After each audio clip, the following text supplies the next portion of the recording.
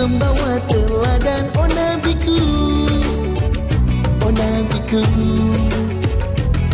wahai cahaya penerangku, pembawa risalah. Oh nabiku. Assalamualaikum warahmatullahi wabarakatuh. Terima kasih semuanya yang sudah ikut bergabung dan selamat bergabung untuk menyaksikan acara talk show bersama Bapak Sinsin dan juga Zayan Rahmadi. Nah, saya Mahir sebagai pembawa acara ingin menyampaikan tema dari acara malam ini, yaitu talk show keistimewaan malam Nuzulul Quran. Nah, sebelum kita lanjut ke acara selanjutnya, yuk kita buka acara malam ini dengan membaca basmalah. Bismillahirrahmanirrahim. Nah, untuk acara selanjutnya kita sama-sama dengarkan sambutan yang akan disampaikan oleh PLT Kepala Sekolah Indonesia Mekah kepada Bapak Bunyamin Umar Yusuf. Disilakan. Silakan, Pak. Assalamualaikum warahmatullahi wabarakatuh. Alhamdulillahi rabbil alamin. Wassalatu wassalamu ala asyrafil anbiya'i wal mursalin wa ala alihi wa sahbihi ajma'in. Amma ba'du. Yang kami hormati seluruh Dewan Guru Sekolah Indonesia Mekah, wabil khusus narasumber pada malam hari ini untuk acara talk show dalam rangka Nuzulul Quran, Al-Ustadz Sinsin Rashidin, yang saya banggakan dan saya cintai, seluruh siswa-siswi Sekolah Indonesia Mekah, dan yang saya banggakan juga seluruh pengurus OSIS Sekolah Indonesia Mekah, seluruh tamu undangan, ketua OSIS dari Sekolah Indonesia Riyadh, dan seluruh yang hadir pada acara malam hari ini yang saya hormati. Yang pertama, marilah kita senantiasa bersyukur kepada Allah Subhanahu wa Ta'ala atas rahmat dan karunia-Nya kita bisa bergabung dalam acara yang insya Allah penuh dengan keberkahan melalui virtual Zoom ini pada acara Malam Nuzulul Quran yang biasanya kita adakan setiap tahun pada bulan suci Ramadan ini. Salawat dan salam semoga tetap terlimpah curahkan kepada Baginda Agung Nabi Muhammad Sallallahu Alaihi Wasallam yang selalu kita nantikan syafaat-syafaatnya kelak di hari kiamat. Semoga seluruh yang hadir di sini bisa mendapatkan syafaat Nabi Muhammad Sallallahu Alaihi Wasallam di hari kiamat nanti. Allahumma amin. Hadirin yang berbahagia, pada kesempatan kali ini izinkan saya mengucapkan selamat kepada seluruh siswa akhir kelas 12 SMA Sekolah Indonesia Mekah yang sudah dinyatakan lulus 100% pada ujian akhir untuk menempuh pendidikan di Sekolah Indonesia Mekah. Kepada anak-anakku terutama yang sudah dinyatakan lulus menjadi calon mahasiswa Universitas Islam Negeri Malang, kami ucapkan selamat, terus berjuang dan mengharumkan nama alma mater Sekolah Indonesia Mekah. Bagi yang belum dinyatakan lulus, masih banyak kesempatan untuk bisa diterima sebagai mahasiswa di perguruan tinggi yang tentunya diidamkan oleh anak-anakku semua. Hadirin yang berbahagia, pada malam hari ini kami selaku PLT Kepala Sekolah Indonesia Mekah juga ingin menyampaikan kepada seluruh pemenang sayembara menulis buku Ketika Kota Mekah Lockdown, yang insya Allah pada malam hari ini akan kita umumkan para pemenangnya dari jenjang SD, SMP maupun SMA. Harapan kami dari pihak sekolah, semoga karya-karya kalian bisa menginspirasi seluruh warga negara Indonesia dan seluruh anak bangsa Indonesia, baik yang ada di tanah air maupun yang berada di luar negeri, seperti Sekolah Indonesia Luar Negeri yang ada di Saudi ini. Sekali lagi kami ucapkan kepada para pemenang dan yang belum berhasil memenangi lomba ini atau memenangi sayembara menulis buku, masih banyak kompetisi yang lain. Anak-anakku, siswa-siswi Sekolah Indonesia Mekah yang saya banggakan, kami juga ingin menyampaikan ucapan terima kasih yang sebesar-besarnya kepada guru-guru yang telah menghabiskan waktu, tenaga dan pikirannya guna mensukseskan acara Nuzulul Quran pada malam hari ini, khususnya Waka Kesiswaan. Dan saya juga mengucapkan terima kasih kepada seluruh pengurus OSIS yang telah mempersiapkan acara Malam Nuzulul Quran, sehingga alhamdulillah Malam Nuzulul Quran tahun ini meskipun dalam kondisi lockdown masih bisa dilaksanakan oleh Sekolah Indonesia Mekah. Kepada narasumber Bapak Sinsin Rashidin, kami sekali lagi mengucapkan terima kasih, dan kepada Ananda Zayan Al-Hafidh insyaallah kami sampaikan terima kasih yang sebesar-besarnya yang telah bersedia untuk menjadi narasumber pada kegiatan malam hari ini. Kami ingin sekali mendapatkan pengetahuan dan wawasan yang bermanfaat untuk kita semua, bagaimana menjadi atau bagaimana tips dan trik menjadi seorang hafidh cilik seperti Zayan ini yang sudah hafal Al-Quran 30 juz. Semoga bisa menginspirasi semuanya. Allahumma amin. Demikian sambutan dari kami.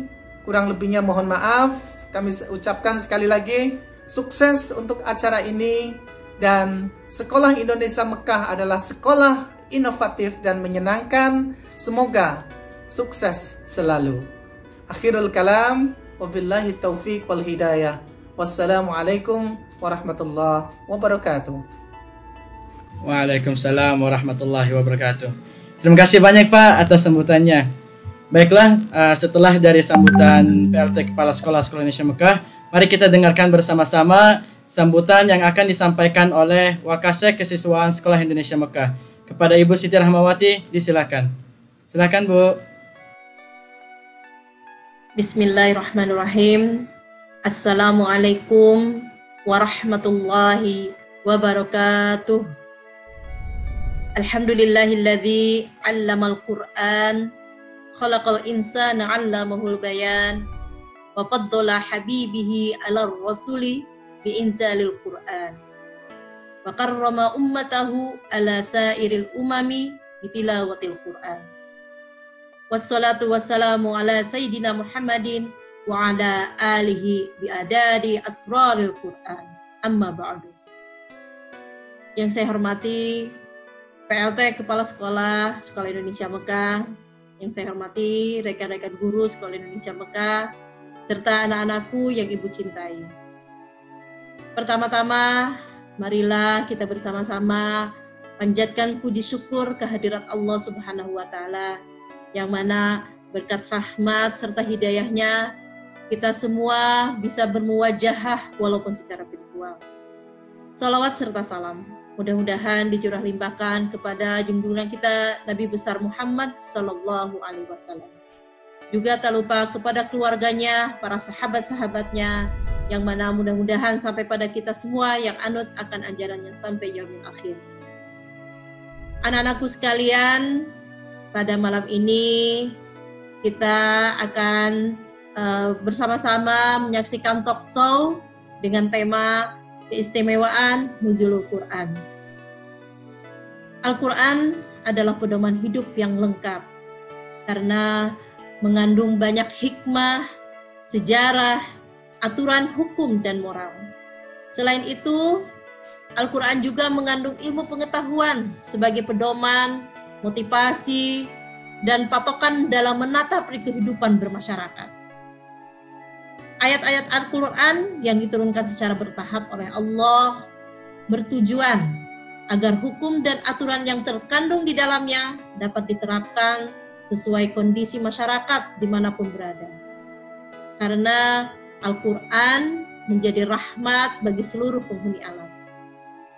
Setiap proses perubahan yang terjadi akan berlangsung secara ilmiah. Itu sebabnya Al-Quran merupakan petunjuk kehidupan untuk menggiring proses ke arah yang lebih baik, supaya kita diselamatkan dunia dan akhirat.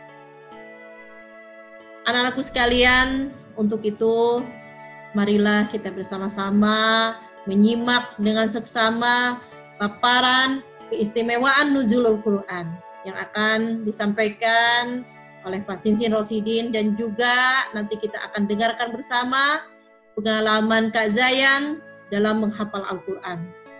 Mudah-mudahan setelah mendengarkan paparan yang akan disampaikan nanti, mudah-mudahan kita termotivasi untuk menjadi manusia yang lebih baik lagi.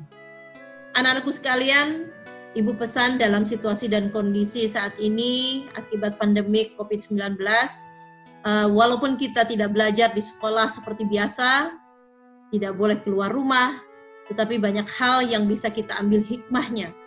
Di antaranya, kita bisa mengenal teknologi. Salah satunya, kita bisa bertatap muka, walaupun di rumah masing-masing. Dan juga kita selama 24 jam, kita berada di rumah, kita bisa bersama-sama dengan keluarga tercinta, membantu kedua orang tua, ya, menjaga adik-adik, lalu membantu menyiapkan untuk berbuka puasa, dan banyak hal. Dan tentunya kita banyak waktu dong untuk membaca Al-Quran. Makanya jangan berkecil hati ya, kita harus tetap semangat, ikhlas menjalani kehidupan ini.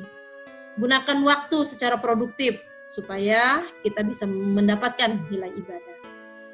Anak-anakku sekalian, demikian sambutan dari Ibu. Semoga kita semua puasanya diterima oleh Allah Subhanahu wa Ta'ala, dan kita diberikan kesehatan dan dilindungi oleh Allah Subhanahu wa Ta'ala.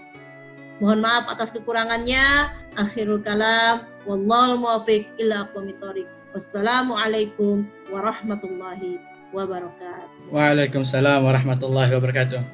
Terima kasih banyak Bu atas sambutannya.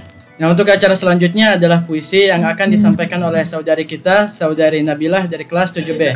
Silahkan saudari Nabilah untuk menyampaikan puisinya. Assalamualaikum warahmatullahi wabarakatuh. Saya akan membacakan puisi karya saya, Jejak yang Terhenti. Bulan sabit pertama telah hadir. Pertanda rukun Islam yang ketiga akan bermula.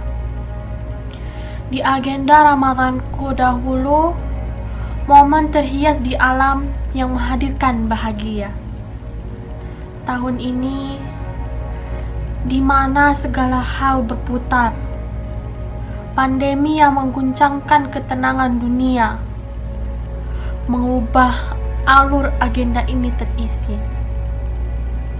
Terkurung dalam sangkar demi keselamatan manusia.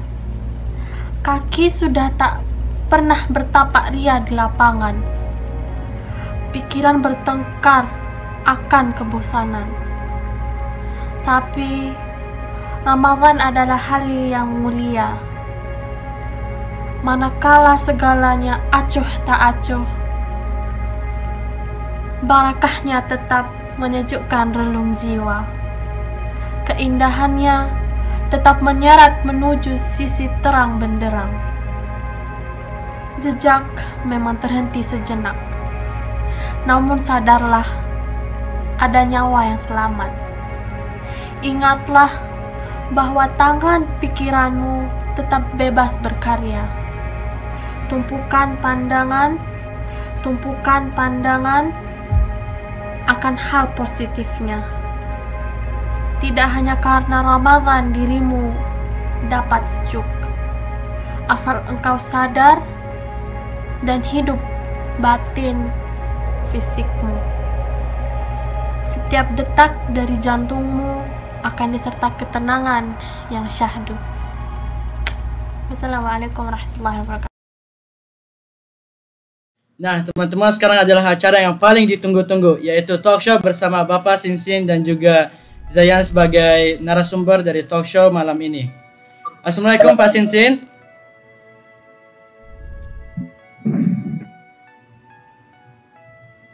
Waalaikumsalam. Assalamualaikum Pak Sinsin. Ya, waalaikumsalam warahmatullahi wabarakatuh. Apa kabar Pak? Sehat? Baik, alhamdulillah. Alhamdulillah. Kabar baik semuanya. Semangat dan sehat. Alhamdulillah sehat. Bagaimana dengan Kak Zayan? Dengan Kak Zayan bagaimana, sehat juga? Alhamdulillah sehat. Alhamdulillah sehat walafiat. Oke, bicarain mengenai malam Lailatul Qadar ya Pak, seperti topik malam hari ini. Seperti yang kita ketahui Pak, kalau misalnya malam Lailatul Qadar itu jatuhnya di tanggal ganjil dan juga di akhir 10 Ramadan. Nah, biar lebih afdol lagi, gimana kalau misalnya Pak Sinsin jelasin terlebih dahulu apa sih yang dimaksud dengan malam Lailatul Qadar itu Pak? Baik. Assalamualaikum warahmatullahi wabarakatuh. Waalaikumsalam. Alhamdulillah. Alhamdulillahilladzi ja'alana al-iman wal islam wassalatu wassalamu ala asrofil anam wa ala alihi wa ashabi ahli sidqi wal in'am. Amma ba'du. Para bapak dan ibu guru, bapak kepala sekolah, dan serta anak-anakku yang bapak cintai, malam hari ini mudah-mudahan salah satu di antara masuk dalam rangka memperingati turunnya kemuliaan Allah melalui Lailatul Qadar. Sebenarnya kalau kita runut dari awal, bahwa salah satu keistimewaan nuzulul Quran karena Quran diturunkan pada saat Asyarul Awakhir di bulan Ramadan, di mana sudah kita ketahui secara umum bahwa di Asyarul Awakhir ini yang sedang ditunggu-tunggu oleh kita semuanya untuk mendapatkan Lailatul Qadar. Apa itu Lailatul Qadar?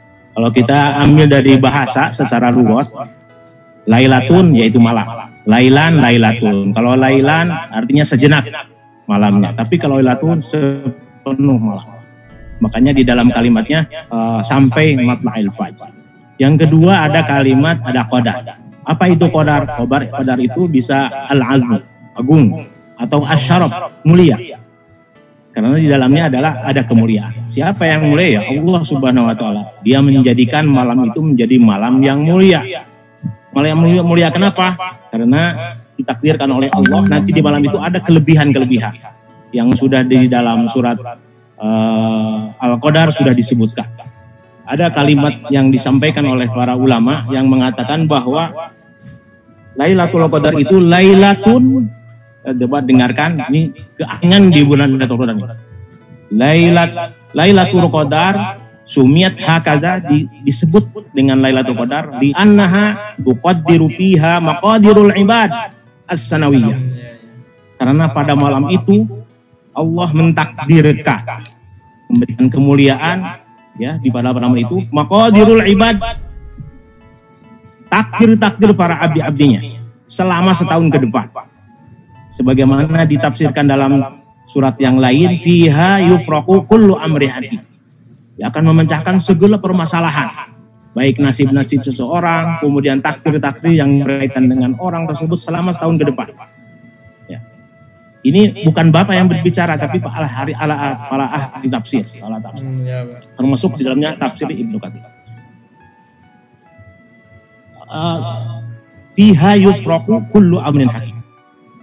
Makanya kenapa disebut Lailatul Qadar? Li'azmiha wa qadriha wa syarafiha, karena keagungan, kemuliaan dan kemuliaannya.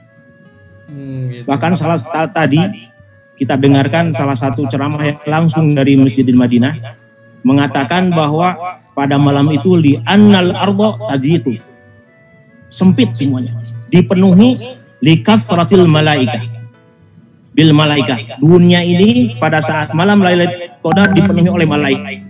Ya, mudah-mudahan ini kesempatan yang baik untuk kita semuanya. Ya, kalau kita terus berharap benar terhadap Allah dengan yakin, mudah-mudahan dunia dipenuhi dengan malaikat bersihkan dari berbagai bala dan malapetaka. Likasratihim fiha tilkal lailah. Dikasrat karena banyaknya malaikat yang diturunkan Allah atas izinnya di tilkal lail. Tentu kita bertanya, untuk apa Allah menurunkan malaikat banyak-banyak pada saat itu? Itulah kemuliaan Allah dan kekuasaan. Ini menunjukkan kekuasaan Allah Subhanahu wa taala pada saat itu. Untuk apa? Yaitu sebagaimana yang diabadikan di dalam surat Al-Qadar, A'udzubillahi minasyaitonirrajim, inna anzalnahu fi lailatul qadri. Sungguhnya kami menurunkan satu malam yang disebut dengan Lailatul Qadar. Wa ma adraka ma Lailatul Qadar. Apa yang dimaksud dengan Lailatul Qadar? Lailatul Qadar, Lailatul Qadri khairum min alfi syahrin. Karena dia mulia, pertama dia Allah menjamin bahwa apa kebaikan yang dilakukan selama malam Lailatul Qadar akan mendapatkan pahala 1000 bulan. 1000 bulan berbanding dengan 4 tahun.